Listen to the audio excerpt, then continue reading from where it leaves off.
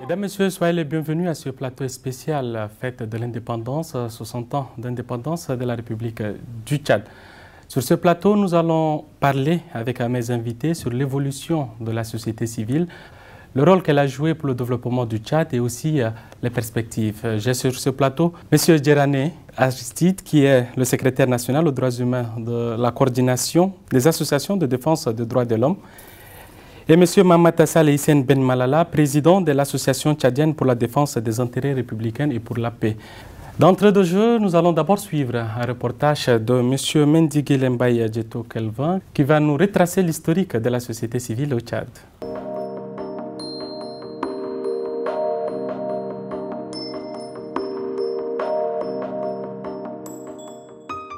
Le Tchad, pays de Toumaï, a accédé à l'indépendance le 11 août 1960. Dès juillet 1962, l'ordonnance portant réglementation des associations a vu le jour. Un mois plus tard, le décret numéro 165 du 25 août 1962 portant modalité d'application accompagne l'ordonnance numéro 27 du 28 juillet 1962. Malheureusement, sous l'effroyable régime assidu du premier président Garta Tomanbaye, la restriction des activités associatives bat son plein.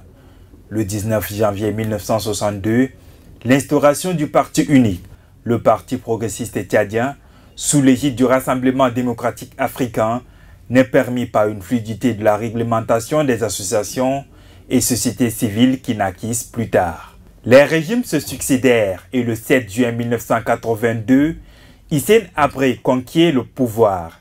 Mais il finira par gâcher tous ses atouts par la dérive autoritaire de son régime. Il a fallu attendre 1990 pour se rendre à l'évidence d'une véritable effervescence ou éclosion des organisations des sociétés civiles et associations, surtout avec la tenue de la Conférence nationale souveraine en 1993. Si on constate, le Tchad est un État démocratique depuis 1960. Et la naissance des organisations de la société civile, ce n'est pas d'aujourd'hui. C'est depuis la première constitution du Tchad de 1958 qu'on reconnaît la multipartisme et la liberté des associations. Mais ces associations n'ont pas pu évoluer qu'après 1990. Dans les années 90, avec l'arrivée du pouvoir du MPS, ces associations ont commencé à s'exprimer à leur manière de contribuer pour l'édification de la société tchadienne. C'est pourquoi on a vu le rieu de ces organisations avec la conférence nationale souveraine de 1993 et au fur et à mesure avec l'exploitation du pétrole, il y a eu un boom des organisations de la société civile. Et ces organisations contribuent à leur manière. Force est de constater l'effectivité des actions de ces associations et sociétés civiles sur le terrain depuis les années 2000. Il faut le rappeler que les difficultés font partie intégrante des défis à relever, car les associations pour la plupart fonctionnent avec des fonds propres. Leurs sources financières proviennent le plus souvent des cotisations, dons, legs, des frais d'adhésion des membres, mais aussi des subventions issues des caisses de l'État quelquefois. Les activités des associations et sociétés civiles se limitent souvent à des sensibilisations. Par contre, dans les provinces ou les zones agro-pastorales, les projets initiés par ces associations et groupements sont plus conséquents et obtiennent des financements importants.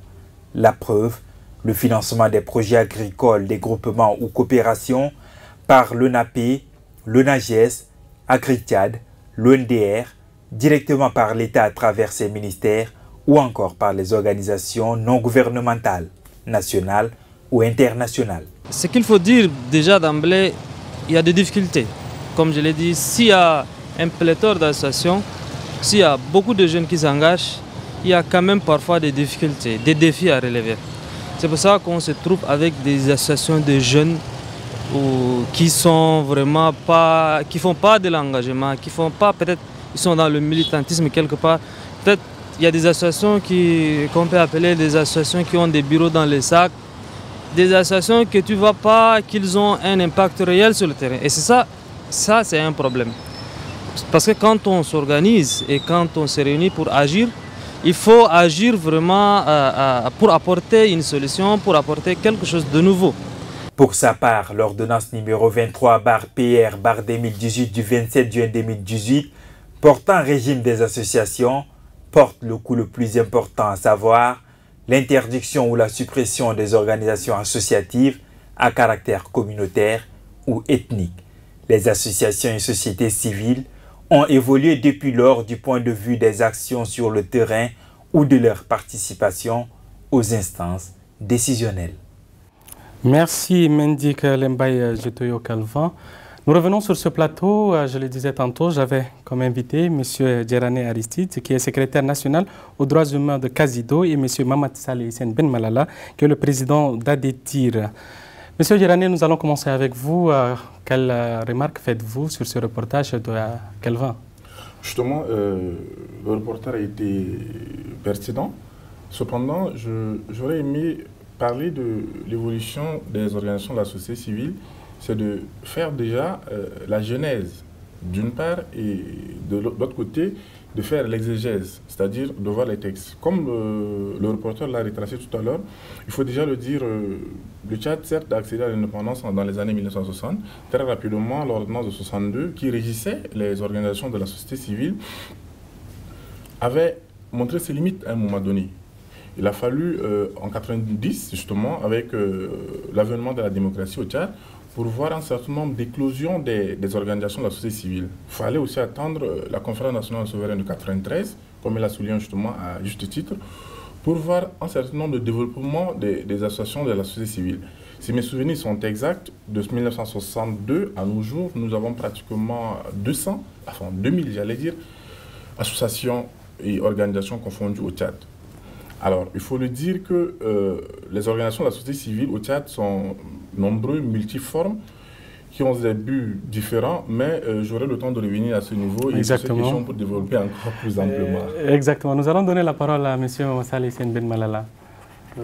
Merci. Avant d'entrer dans le vif du sujet, je voudrais d'abord vous féliciter pour le lancement de cette télévision qui vient corroborer encore les efforts de Tchadiens dans le cadre donc du développement des médias au Tchad. Et c'est une bonne chose et c'est un canal de plus qui puisse nous permettre de s'exprimer et de diversifier nos opinions comme on est en train de le faire tout à l'heure. Merci beaucoup. Et je vous souhaite bon vent. Certainement, le reporter a fait un bref aperçu sur la situation des organisations de la société civile au Tchad. Et il faut le dire qu'aujourd'hui, j'ajouterai, mon collègue, mon frère dit on est à presque 2000, alors que j'ajouterai qu'on est un peu plus de 3000 associations de la société civile aujourd'hui au Tchad, confondues, ONG comme associations de développement ou autres. Leur participation au développement pour l'instant reste encore à revisiter parce qu'il faut un encadrement, il faut recadrer ces associations-là pour qu'ils soient de véritables actrices de développement. C'est ce que nous déplorons aujourd'hui. 2-3 personnes se regroupent pour organiser, pour créer une association. La loi ne l'interdit pas, mais le fond, ou bien au fond, en réalité, nous sommes beaucoup plus des associations dormantes qui dorment. Et c'est des événementiels, si vous voulez. Donc, il faut attendre une occasion pour sauter là-dessus. Mais pour vous, qu'est-ce qui a amené ou bien qu'est-ce qui a participé effectivement à l'éclosion ou bien à la création de ces associations ici au Tchad? C'est aussi l'expérience parce que, comme l'ont dit les uns et les autres, les organisations de la société civile existent. Il y a ceux qui ont existé avant l'indépendance, ceux qui ont été créés après l'indépendance, jusqu'à pendant les périodes où les Tchadiens eux-mêmes ont pris le destin de leur pays, après la succession de certains régimes qui ne sont pas favorables pour la démocratie, pour l'éclosion de ces associations, et après, en 1990, après l'avènement de la démocratie, et surtout avec la déclaration forte du colonel Idriss Déby en son temps, qui disait « Je ne vous apporte ni or ni argent, mais la liberté », il a fait une allusion à la liberté de manière générale, la liberté des associations, la liberté de presse, la liberté religieuse et tout ça. Et donc c'est ce qui a fait que les gens ont trouvé ça comme une aubaine et ils sont sautés dessus. Et puis on est parti pêle-mêle. Alors qu'il faut qu'il y ait un encadrement. Il y a des gens qui organisent, qui créent des associations de la société civile, mais si vous leur posez une question, qu'est-ce que c'est qu'une association?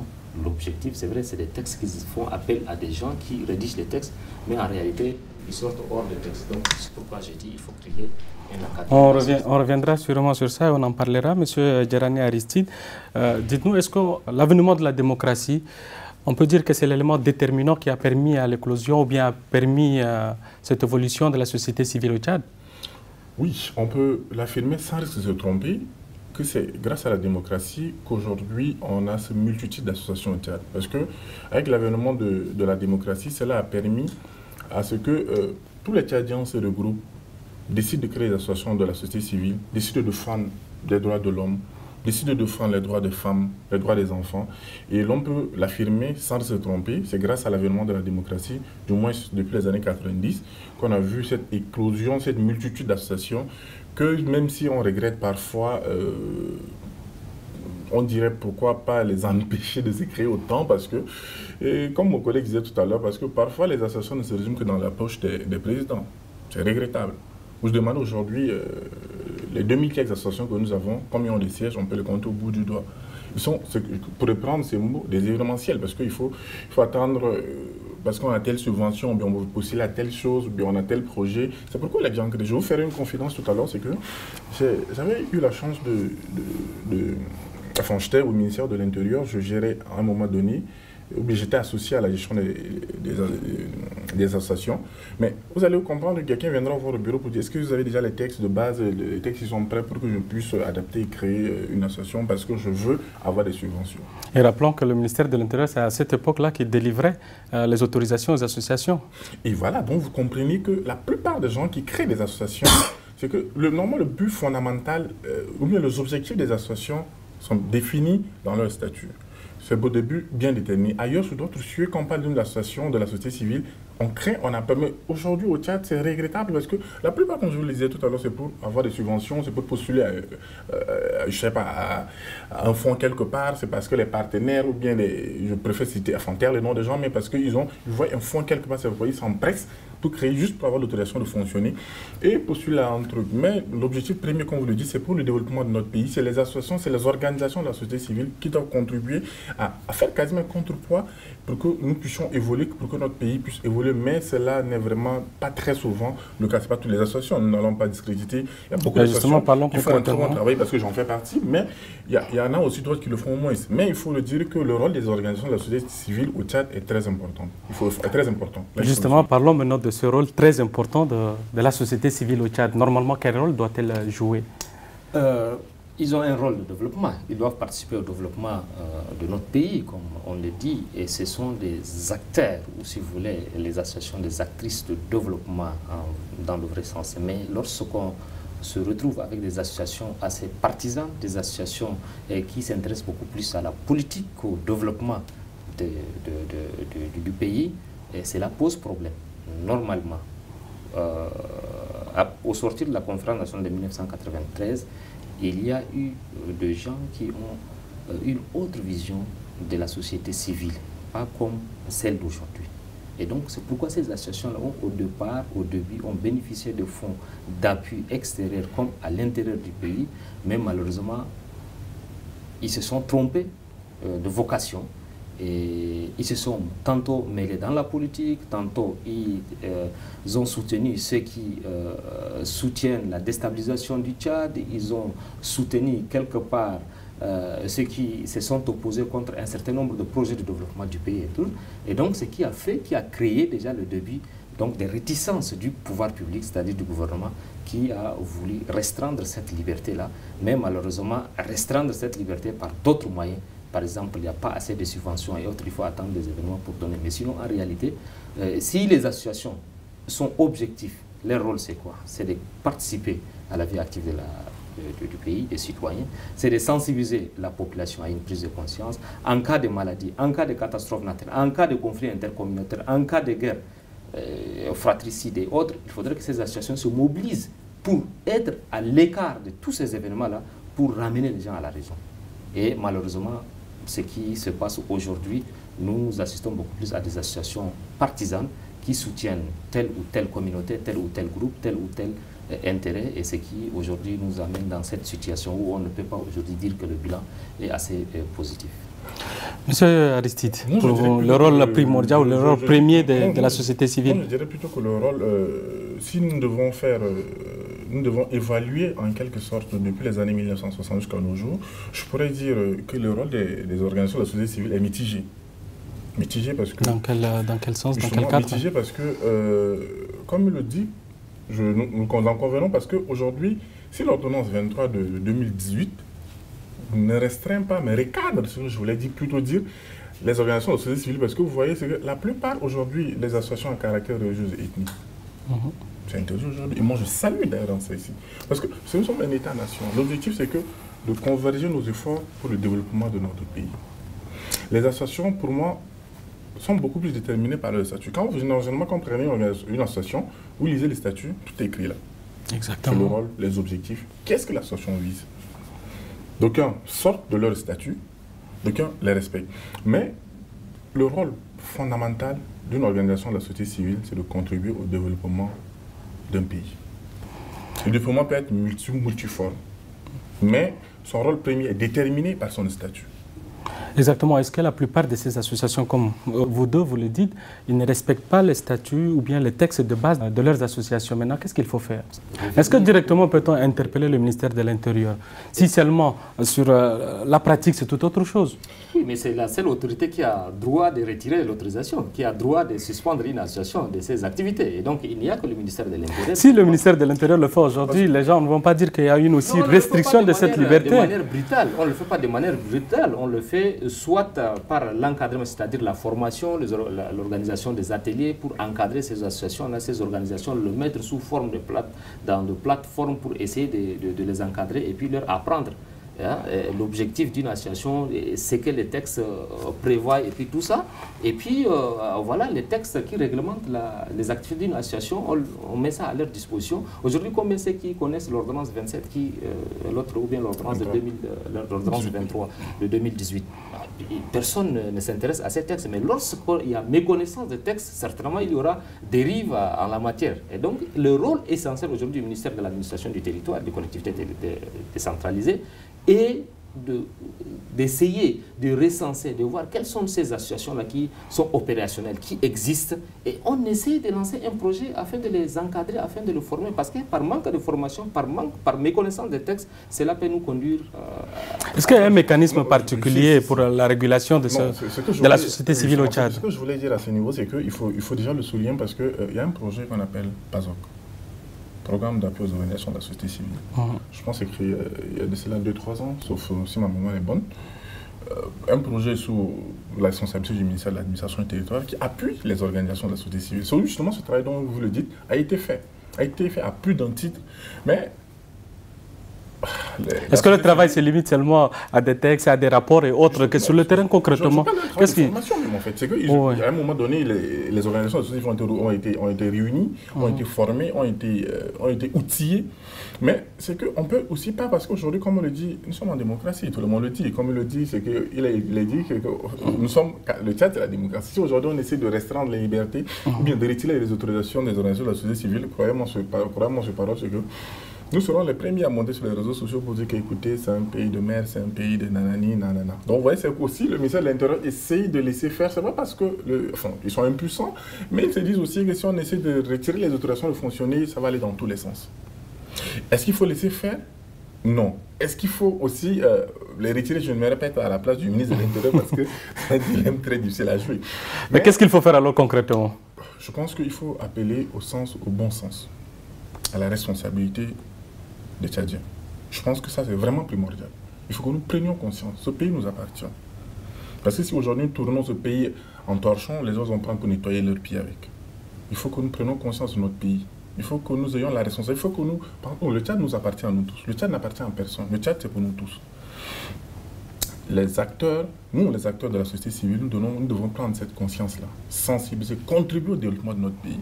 Si aujourd'hui nous visons que les intérêts égoïstes, nous n'irons pas loin, notre pays n'ira pas loin. Si les autres pays se sont développés aujourd'hui et que nous voulons aller en Europe, nous voulons aller en Amérique, c'est parce que tout le monde s'est mis main dans la main pour travailler, pour avancer.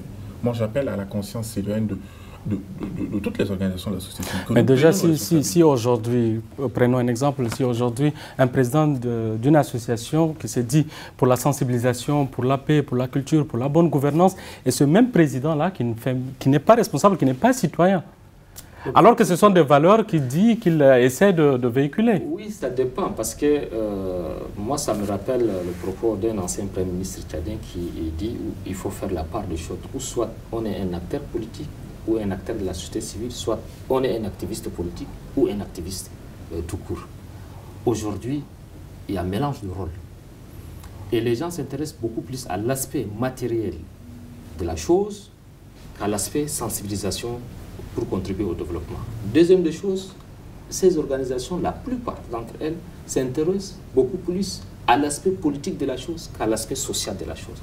Si aujourd'hui, une association de la société civile recadre ou bien fait une sortie médiatique pour dénoncer le propos d'un opposant politique, tout de suite, on le voit, il est proche du pouvoir, vice-versa. Si une autre association de la société civile voit en quelque sorte une dérive au niveau du pouvoir public, qu'il dénonce, tout de suite on l'étiquette comme une association proche de l'opposition. Alors, qu'est-ce qui a fait ça? C'est nous, association de la société civile, parce que parce que quelque part, il n'y a pas une part de vérité dans ce que vous dites. Effectivement, un temps, nous nous sommes laissés entraîner par les hommes politiques et nous avons d'une manière ou d'une autre soutenu tel ou tel acteur politique. Et ce qui fait qu'aujourd'hui, nous sommes étiquetés. Et c'est pourquoi j'ai dit, comme l'a dit mon frère, il faut une prise de conscience. Il faudrait même des états généraux de la société civile, des organisations de la société civile, pour les recadrer, pour leur dire qu'est-ce qu'ils doivent faire, quel est leur rôle, à quel niveau ils doivent contribuer pour ce développement, pour la stabilité, pour la paix. Parce que le rôle essentiel du développement d'un pays, d'une association de la société civile, pour participer au développement d'un pays, il faudrait que ces organisations contribuent efficacement à la stabilité, à la paix, avant qu'on aille vers le développement. Et donc c'est ce rôle-là qui est très important. Et là, j'interpelle encore une fois de plus les ministères concernés, le ministère de l'Intérieur, le ministère de l'Administration du territoire, qui doit faire un travail essentiel dans ce sens et que ça ne doit pas être sélectif. Le projet dont vous parlez naît à peine il y a 2 ans. Combien d'associations ont été sollicitées? Combien d'associations sont au courant? Combien d'associations ont été impliquées dans la formation ou qui arrivent à être au courant de ce qui se passe?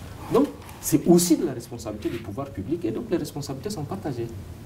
Est-ce que cet appel à prendre ses responsabilités, cet appel au patriotisme n'est pas aussi quelque part un facteur pour ce changement de cette situation? Oui, parce que moi je le dis, j'insiste toujours, il faut un changement de paradigme une fois, parce que sans cela, nous n'allons jamais avancer. Parce que ça fait très mal quand vous voyez, parce que moi je dis, une association, c'est son statut, ce sont ses textes de base. C'est comme c'est ce que je pourrais dire, c'est la Bible ou le Coran de chaque organisation de la société civile. Quand vous voulez créer, vous écrivez des textes, vous dites, voici ce que j'entends faire. Il y a des associations qui disent, moi j'entends lutter pour le développement des agriculteurs, d'autres pour les éleveurs, d'autres pour la défense des droits humains. Alors, une fois quand vous dites ça, vous ne pouvez que respecter ce que vous avez dit. Vous ne pouvez pas dire que vous êtes une association en défense des éleveurs et vous allez faire dans les droits de l'homme, ce n'est pas possible. Si vous êtes dans les droits de l'homme, vous faites dans les droits de l'homme. Si vous êtes dans l'association de défense des droits des agriculteurs, vous défendez ses intérêts. Alors il faut qu'il y ait la part des choses. Il faut une prise de conscience vraiment collective pour que nous avançons. Justement, Ben Malala parlait tout à l'heure d'une étiquette politique où certains présidents de certaines associations font des sorties médiatiques pour réclamer quelque chose ou bien pour soutenir une action, que ce soit gouvernementale ou de l'opposition. Que dites-vous, M. Djerabé, par rapport à cela? Est-ce que ce n'est pas aussi quelque part le rôle de cette association ou bien elle n'est pas en droit de le faire? La raison pour laquelle je disais tout à l'heure, la justice dit, quand on parle d'une association, c'est son statut. Si vous êtes une association de défense des agriculteurs, et que si aujourd'hui on octroie des tracteurs, peut-être ce n'est que normal que vous appréciez vous appréciez les cultivateurs. Mais si aujourd'hui vous êtes une association de défense des droits de l'homme, vous ne pouvez que vous caserner à ce niveau-là. Donc, une association, c'est ce texte de base. Aujourd'hui, une association, ce sont ces textes de base, c'est-à-dire c'est quasiment comme la Constitution même. Vous devez respecter vos textes de base. Aujourd'hui, comme le dit, normalement le ministère de l'Intérieur doit s'assurer qu'une association ne sort pas en dehors de ces textes de base. Est-ce que ce n'est pas aussi difficile pour le ministère de faire ce travail-là concrètement sur le terrain? Oui, il faut un travail de recadrage. Par exemple, aujourd'hui, par exemple, si vous demandez que vous êtes l'association de défense des sportifs et que vous partez vous mettre dans l'histoire des agriculteurs, on devrait dire non, arrêtez, c'est pas ce que vous avez écrit. Parce qu'aujourd'hui, pour qu'une association fonctionne, quand vous déposez votre dossier, on envoie au ministère concerné. Ça, je vous le dis. Si vous voulez dire, on veut défendre les footballeurs, on envoie au ministère de Jeunesse et Sport pour demander l'avis de ce ministère-là. Le ministère vous autorise, le ministère répond par un avis favorable avant que le ministère de l'Intérieur vous autorise. Vous voyez un peu? Oui. Alors, si vous dites que nous voulons faire A et que vous faites B, c'est du rôle naturellement des autorités de les rappeler à l'ordre. Si vous dites défendre les droits de l'homme, vous ne faites que défendre les droits de l'homme. Nous sommes partis plus loin. Maintenant, aujourd'hui, on ne parle plus... En fait, on parle des associations de la société civile, mais un nouveau terme qui est sorti maintenant, c'est l'activisme. Est-ce qu'on peut les allier aussi un peu à la société civile, ces activistes aujourd'hui qui pullulent, je dirais, les réseaux sociaux? Ça peut faire partie de la liberté d'expression, mais on peut être... Est-ce qu'on peut les allier à la société civile? Non, pas du tout, parce que ça c'est une liberté individuelle que la personne exprime et ça n'a rien à voir avec une association. Une association, c'est un regroupement de 2 ou plusieurs personnes sur un objectif commun dans le cadre de la défense des intérêts moraux et matériels de leur organisation et de leurs membres. Mais lorsque vous prenez un activiste qui aujourd'hui est incontrôlable, qui lui seul ne peut pas s'autoréguler, lui seul ne peut pas dire non, c'est-à-dire il prend sa décision en toute liberté, en toute âme, en toute conscience, lui seul, et demain il peut même revenir à sa décision. Donc c'est un nouveau concept au Tchad ou bien en Afrique, pour nous c'est un nouveau concept qui est beaucoup plus appuyé par les réseaux sociaux qui sont devenus un moyen de communication facile pour les uns et les autres, et que chacun reste chez lui et puis écrit quelque chose et il est activiste politique. Et aujourd'hui, ce sont ceux-là qui, si on ne fait pas très attention, on risque de faire la même chose comme on l'a fait par le passé, association de la société civile et hommes politiques. Aujourd'hui, si un défenseur des droits de l'homme ou bien un membre de la société civile a été arrêté ou interpellé, même si c'est pour des cas personnels, qu'il soit pénal ou je ne sais pas, ou autre, tout de suite, les politiques se déversent là-dedans pour les soutenir. C'est des récupérations politiques, vice-versa. Aujourd'hui, un homme politique est interpellé, est arrêté quelque part, tout de suite, vous allez trouver les organisations de la société civile crient et ils se mêlent là-dedans. Et donc, vous voyez, il y a une confusion. Lorsqu'il y a quelque chose qui n'est pas conforme à la loi, le principe c'est de le condamner. Ça c'est le premier des choses. Pour n'importe quelle association, même une personne à titre individuel peut condamner un acte. Mais aller jusqu'à proposer, être au devant de la scène pour faire en quelque sorte une récupération politique, défier l'autorité publique, je crois qu'il y a matière à réflexion. Et donc il faudrait que nous puissions être recadrés, formés à nouveau, avoir des expériences avec les autres pays, avec les autres associations de la société civile de défense des droits de l'homme et autres qui, par exemple, sont beaucoup plus avancés et très formés dans ce sens que de rester chez nous ici et puis inventer des choses qui sont contraires au texte que nous-mêmes avons rédigé et adopté. Monsieur Aristide, que dites-vous de ce nouveau concept? Comme il a dit, nous regrettons parce que nous voulons imiter ce qui se passe ailleurs. Est-ce qu'on peut copier ce qui se passe en France, aux États-Unis, à Yaoundé et à N'Djamena? À l'évidence, non. Aujourd'hui, nous constatons ce dérive-là de ceux qui s'appellent, entre guillemets, des activistes. Ils ne sont pas de la société civile, non. Ce sont des opinions personnelles qu'ils donnent. Il l'a bien expliqué, très bien expliqué d'ailleurs. Parce qu'une association, c'est le regroupement de 1 ou 2 personnes qui se regroupent pour un but commun en respectant un texte. Bon, ils sont réunis par un certain nombre de conditions. Mais ça, c'est ce qu'on appelle l'association de la société civile. Eux ne font pas partie des associations de la société civile. Non. Par contre, mais ils bénéficient beaucoup plus aujourd'hui du soutien de plusieurs associations et aussi des organisations de la société civile. Ce phénomène est dangereux, très dangereux de nous. Si vous voyez la plupart de ceux qui publient sur les réseaux sociaux, si ce n'est pas la division du pays, si ce n'est pas de l'ethnicisme. Aujourd'hui... Et aucune association ne peut faire ça. Aucune association. Ils prennent parti. Aujourd'hui, on ne cite pas les contemporains, on ne cite pas les événements qui se passent, mais quand vous voyez, moi j'ai bien peur même que notre pays se divise un jour si on continue à suivre ces gens-là. Il faut qu'on sache faire la part des choses. Chacun est libre de condamner quand quelque chose ne va pas. Même moi, je peux aujourd'hui peut-être me lever de ce 4 mètres, c'est vrai. Tu peux donner ton opinion sur un sujet politique, tu peux donner ton opinion sur l'actualité, c'est possible. C'est faisable même derrière. C'est pas condamnable puisque c'est notre liberté. Mais ceux qui se réclament activistes, à tout bout de chemin, ils tirent sur tout le monde. Soit ils prennent position pour un côté, ou ils prennent position pour l'autre. Mais la plupart, on lance plus de discrédit sur notre pays. On ne peut pas aimer ceux qui dirigent le pays. C'est notre liberté. Mais chercher à diviser le pays, c'est dangereux. Très dangereux. Aujourd'hui, on ne peut pas aimer le maréchal. C'est notre opinion. On est libre. Mais chercher à diviser les Tchadiens, c'est vraiment dangereux. Parce qu'on ne se rend pas, en réalité, ils ne se rendent pas compte de ce qu'ils sont en train de faire. Aujourd'hui, tu veux monter le nord contre le sud contre le nord, monter des ethnies contre l'autre, monter... Vous savez, c'est très dangereux pour nous. Et c'est très dangereux pour le développement de notre pays.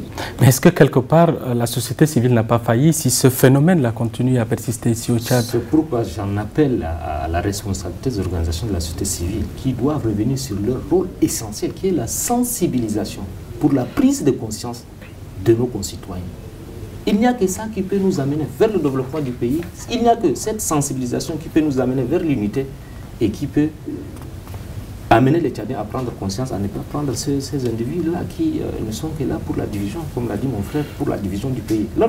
Quand le pays est divisé, quand nous allons, nous n'allons pas nous aimer entre nous, quand chacun se replie chez soi, alors je ne sais pas quel Tchad nous voulons construire et puis qu'est-ce que nous attendons maintenant de ce projet qui est en train de se dessiner. C'est dangereux. Et donc, c'est le rôle essentiel de la société civile de laisser ce qui n'est pas bon, ce qu'on est en train de faire en ce moment, de prendre position pour soutenir tel ou tel acteur politique ou soutenir telle ou telle organisation politique ou de la société civile. Je veux que les associations de la société civile reviennent sur leur rôle essentiel. Pour les ONG de développement, c'est autre chose. Pour les organisations de défense des droits de l'homme, c'est autre chose. Pour les autres associations, tout ça, c'est vrai, chacun, conformément à son texte, fait ce qu'il fait. Mais il faudrait que, lorsqu'on se rend compte qu'aujourd'hui nous sommes sur un terrain glissant et que les avis des uns et des autres sur les réseaux sociaux que nous observons est vraiment un danger pour le pays, un danger qui guette le pays, il faudrait qu'on se mette ensemble pour mener une réflexion dans ces sens, pour voir qu'est-ce qui ne va pas et qu'est-ce que nous voulons comme Tchad de donner. Il faudrait qu'on appelle les gens à la responsabilité, qu'on sensibilise les gens. Aujourd'hui, il y a des gens qui, sur les réseaux sociaux, écrivent, suivent des gens sans se rendre compte de ce qu'ils sont, de dangerosité de ce qu'ils sont en train de dire. Et là, également, ça mérite une sensibilisation. Si aujourd'hui, les acteurs de la société civile se mettent ensemble, partent vers le pouvoir public essaie de les soutenir dans ce sens, dans cette démarche, je pense que les réseaux sociaux n'auront pas encore des acteurs qui vont prendre en otage toute une nation. Et aujourd'hui, j'ai dit que la jeunesse est prise en otage. Ce que dit Ben Malala n'a pas été fait. Aujourd'hui, concrètement, il y a des associations qui se démarquent par des actions concrètes sur le terrain, mais dénoncer ce qui se passe aujourd'hui, on le voit rarement. Je dis c'est un silence complice. Nous sommes tous coupables. Il faut qu'on le dise en face et qu'on ait ce courage de le dire. Ne pas reprocher, c'est en quelque sorte aussi partager, parce que parfois ça nous fait rire, parfois ça nous énerve, chacun chez soi, il prend, il lit, il reste. On doit dénoncer. Moi j'en appelle, même comme le dit à l'état général des organisations de la société civile, il nous faut ça. Il faut absolument l'état général. Il faut que nous repensons qu'est-ce que nous voulons, où est-ce que nous allons. Ce serait entre les organisations de la société civile et le pouvoir public, ou bien entre seulement les organisations de la société civile? Les organisations de la société civile. Parce que quand on ne sait pas ce qu'on cherche, on ne sait jamais ce qu'on trouve.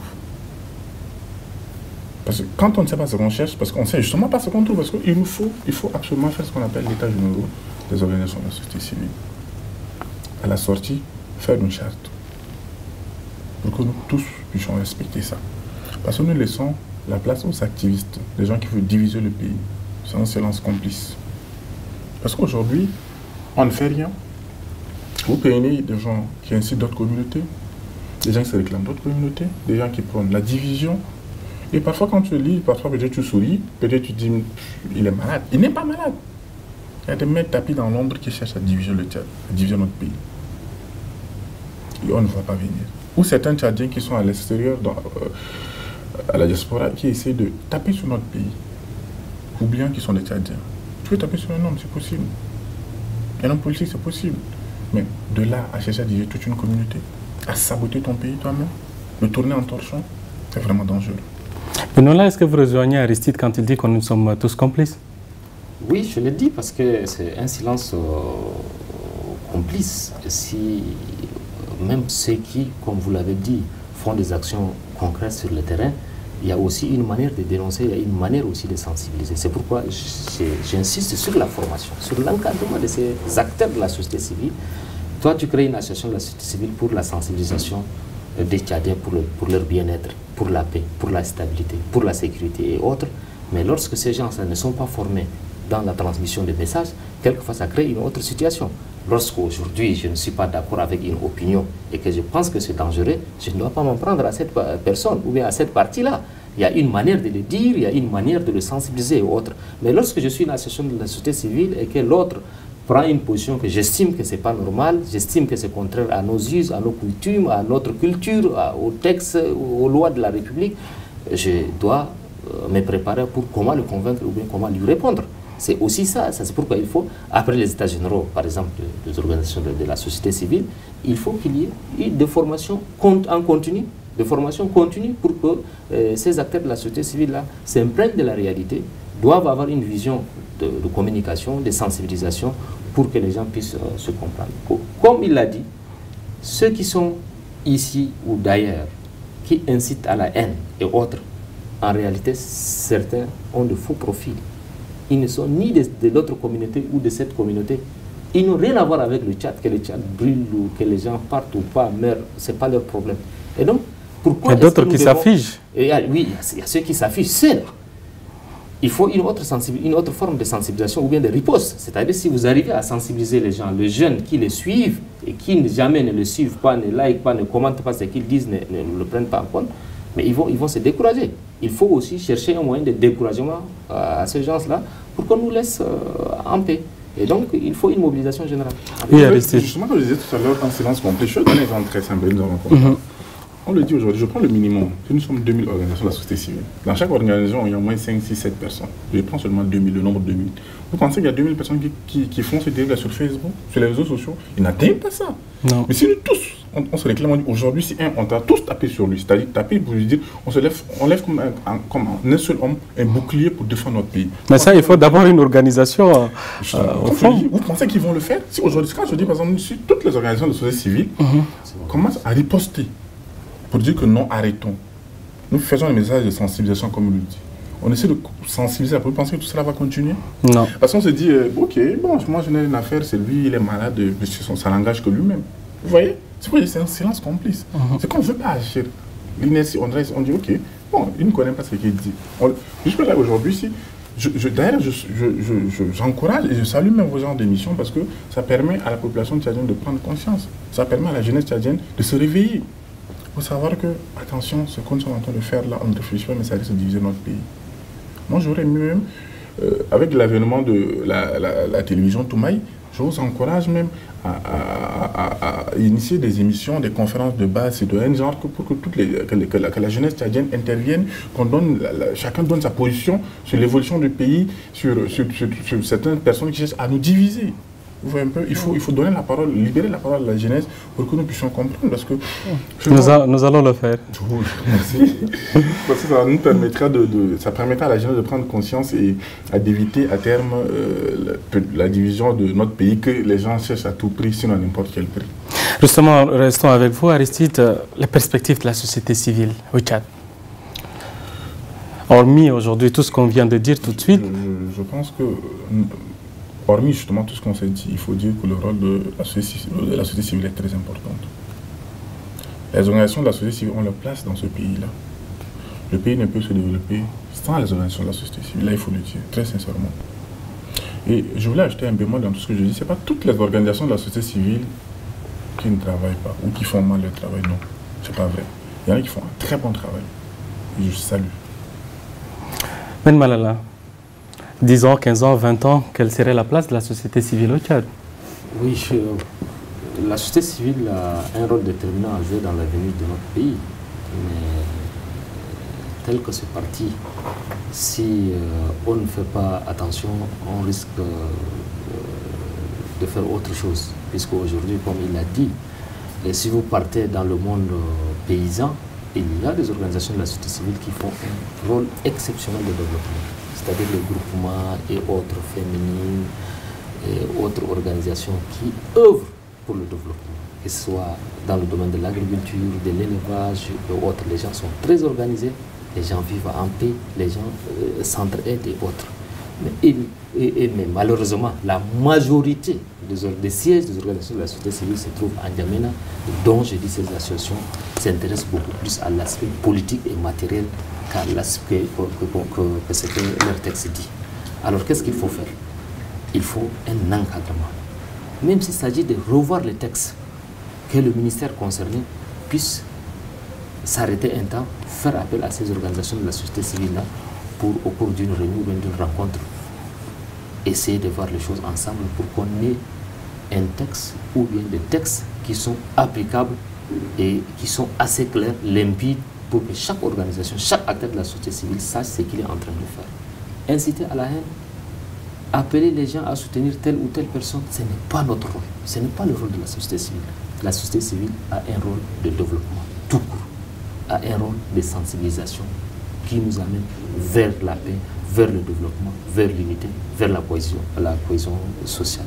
Tant qu'on ne fasse pas ça, qu'on ne fait pas ça, je crois que nous aurons dans 20 ans ou 15 ans créé des organisations de la société civile dangereuses pour le pays. Il faut une prise de conscience. Un mot de fin? Mon mot de fin, c'est que mon souhait le plus ardent, c'est que nous créons, j'en appelle à l'organisation de l'État généraux, des organisations de la société civile, pour que nous prenions conscience du danger qui nous guette. Ce serait mon mot de fin. Monsieur Ben Malala. Je le rejoins. Merci. État généraux. État généraux, ça serait le mot de fin. Mesdames et messieurs, merci de nous avoir suivis sur Toumaï TV. C'était un plateau spécial, fête de l'indépendance, et nous souhaitons une bonne fête d'indépendance à tous les Tchadiens. Merci et au revoir.